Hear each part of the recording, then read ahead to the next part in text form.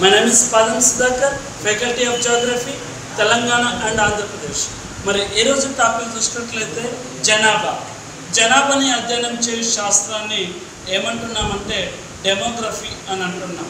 మరి తొలిసారిగా జనాభాని జనగణన ఎవరు లెక్కించారంటే లార్డ్ మేయో 1872 సంవత్సరంలో లెక్కించారు.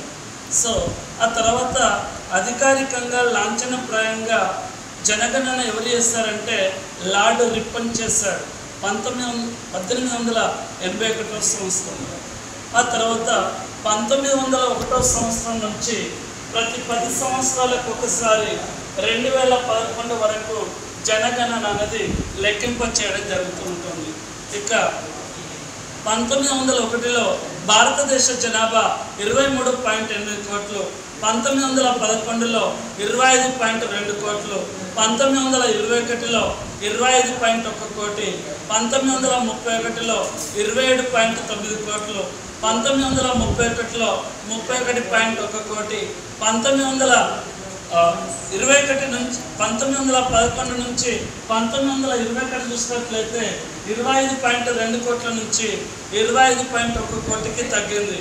1931లో 27.8 కోట్లు, 1941 సంవత్సరంలో చూసినట్లయితే 31.8 కోట్లు, 1951లో 36.1 కోటి.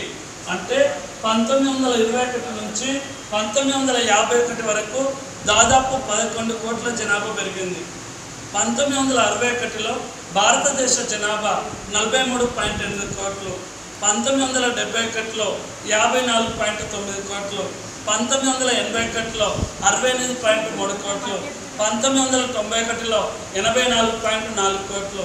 ఆ తర్వాత 2001 సంవత్సరానికి వచ్చేసరికి 102.8 కోట్లు, 2011 సంవత్సరానికి వచ్చేసరికి 121 కోట్లతోటి 2011లో ప్రపంచంలో 2వ స్థానంలో ఉన్నాం. సో కానీ తొలిసారిగా జనగణన ఎప్పుడు పోస్ట్ పోన్ అయిందంటే 2021 సంవత్సరం చేయాల్సింది. కానీ 2021లో కరోనా వలన జనగణన అనేది తొలిసారిగా పోస్ట్ పోన్ అయింది.